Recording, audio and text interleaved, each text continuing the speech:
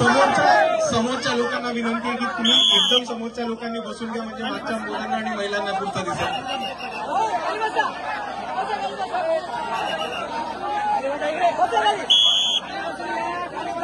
मीडियावाल्यांना पण जरा विनंती आहे, थोडंसं खाली बसून घ्या, थोडंसं चांगलं.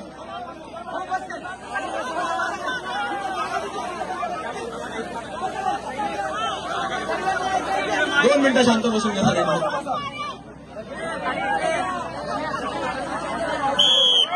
चालू करण्याच्या आधी एक घोषणा द्यायची आहे का? चालू करण्याच्या आधी एक घोषणा द्यायची आहे का? डॉक्टर बाबासाहेब आंबेडकरांचं, डॉक्टर बाबासाहेब आंबेडकरांचं, वंचित बहुजन आघाडीचं, वंचित बहुजन आघाडीचं. बाबासाहेब आंबेडकर तुम्हारे पडो, बाबासाहेब आंबेडकर तुम्हारे पडो.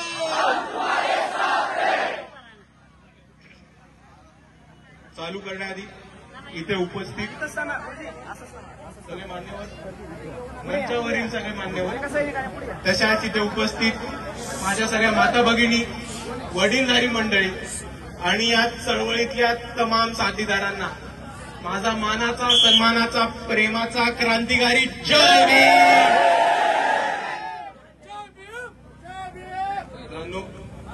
आपल्याला सर्वांना माहिती आहे की आपण आज इकडे का जमलो. 31 तारखेला आपण लांडोर बंगल्यावरती जमण्याचं महत्व आपल्या सर्वांना माहिती आहे. नसेल माहिती तर मी परत एकदा सांगतो की एक महत्वाची केस इकडे घडली होती आणि या केसमध्ये बाबासाहेब आंबेडकर वकिली करायला आले होते आणि तेव्हा ते लांडोर बंगल्यावरती थांबले होते. याच्यामधलं विशिष्ट असं की बाबासाहेब आंबेडकर जेव्हा वकिली करायला आले होते त्यांनी त्या माणसाची केस सुद्धा घेतली होती आणि बाबासाहेबांनी त्या निर्दोष माणसाची सुटका केली होती आणि त्या माणसाला फाशीपासून वाचवलं होतं आणि त्या माणसाची निर्दोष सुटका केली.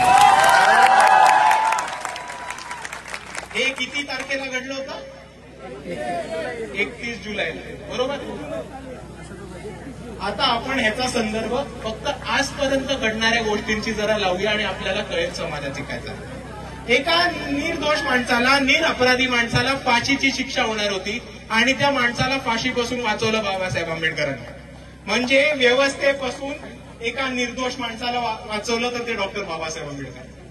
आणि कालच्या दिवशी 30 जुलैला सर्वोच्च न्यायालयामध्ये बाळासाहेब आंबेडकरांनी सोमनाथ सूर्यवंशीच्या केसमध्ये एक महत्वाचा टप्पा पार करून सोमनाथ सूर्यवंशींना न्याय मिळवून द्यायचा एक मोठा टप्पा पूर्ण केला.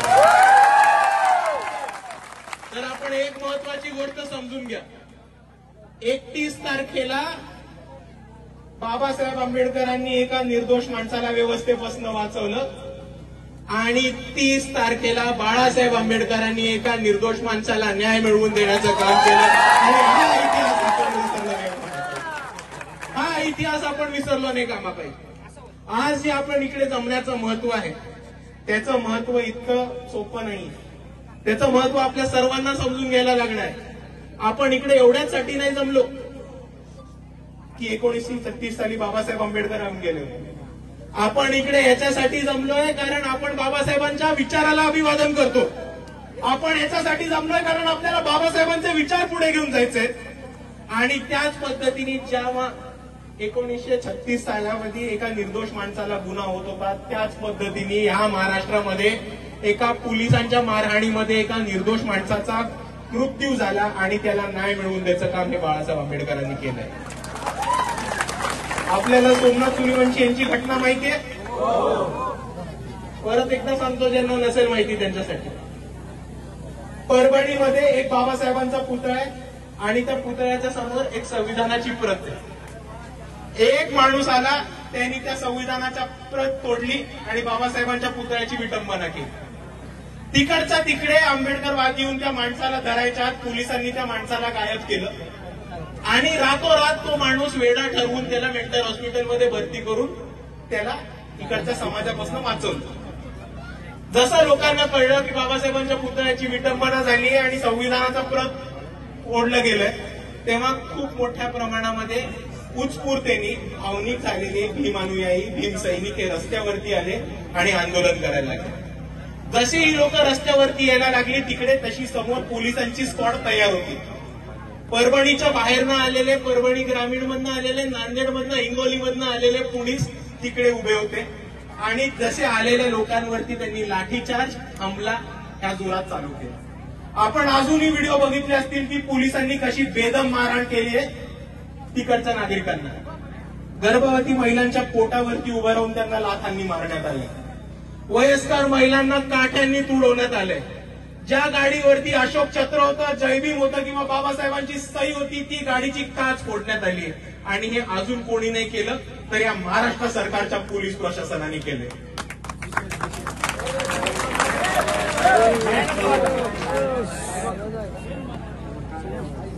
त्याचनंतर पोलिसांनी जेव्हा कोम्बिंग ऑपरेशन केलं, लोकांना उचलण्याचा सुरुवात केली, तेव्हा त्यांनी सोमनाथ सूर्यवंशी यांना उचललं, जेलमध्ये नेलं आणि त्यांना पोलीस कस्टडीमध्ये जी मारहाण झाली त्या मारहाणीमध्ये पोलीस कस्टडीमध्ये त्यांचा मृत्यू झाला.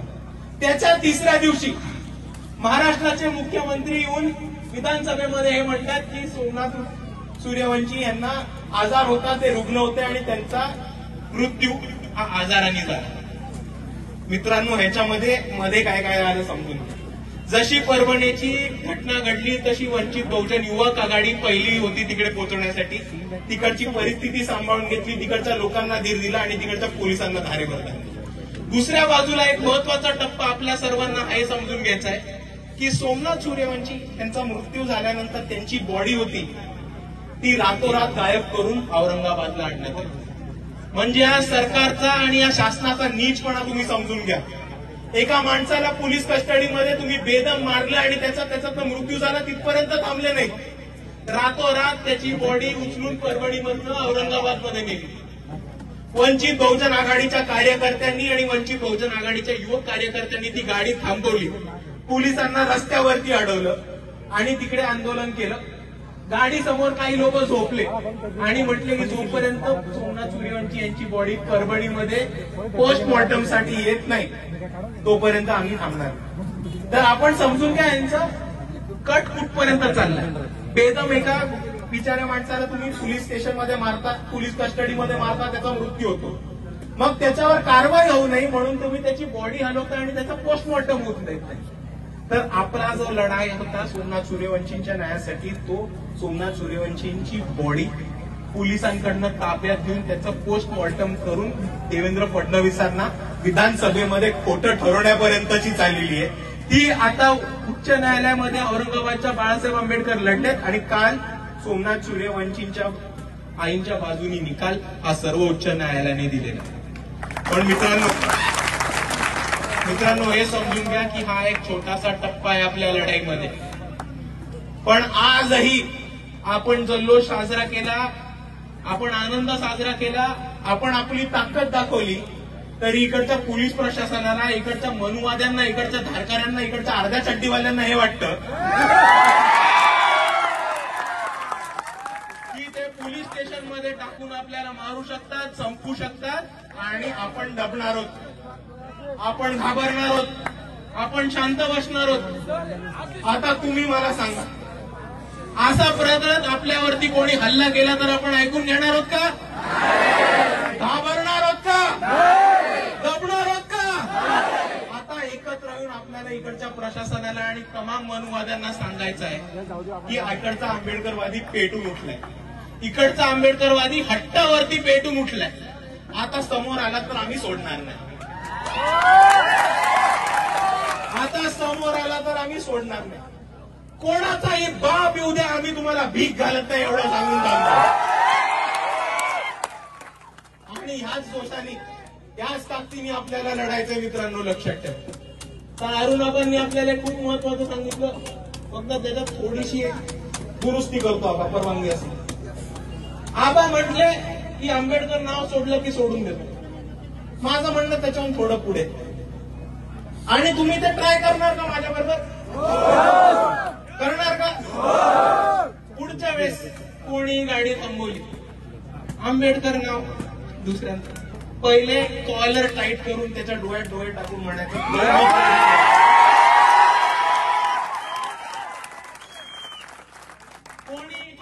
कोणी आढळलं तर डोळ्यात डोळ्यात कॉलर टाईट करून त्याला म्हणायचं, भाऊ मी जय भीमवाला आहे. आता सांग तुझ्या दम आहे का मला थांबवायचा का नाही? एकदा पोलीस असू दे, गाव गुंडे असू देत, भाजपचे गुंडे असू देत, राष्ट्रवादीचा गुंडे असू दे, किंवा नागपूरचे अर्धे चट्टीवाले असू दे, तुम्ही एकदा डोळे डोळे टाकून टाईट करून त्याला म्हणून तरी बघा, मी जय भीमवाला, तू काय करतो दाखव मला.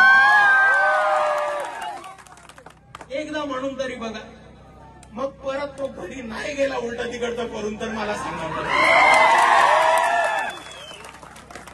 आणि मित्रांनो, ही ताकद आपल्याला मजबूत करायची. आपल्याला आज दिसत असेल की आपण प्रत्येक पायरीवरती पुढे चाललोय, प्रत्येक टप्प्यावरती पुढे चाललोय.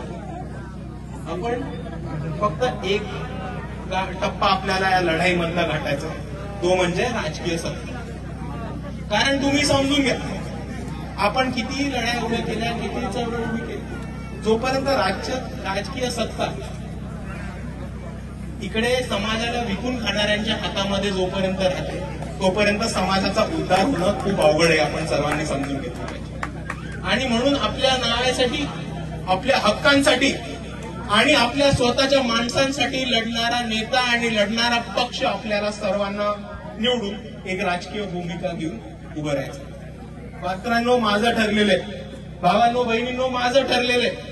मी माझा नेता निवडलेला आहे, मी माझा पक्ष निवडलेला आहे. तुम्ही निवडणार आहात का? तुम्ही निवडणार आहात का? आपले नेते कोण? आपले नेते कोण? आपला पक्ष कुठला? आपला पक्ष कुठला? म्हणून मी थांबतो. जय भीम, नमो बुद्धाय.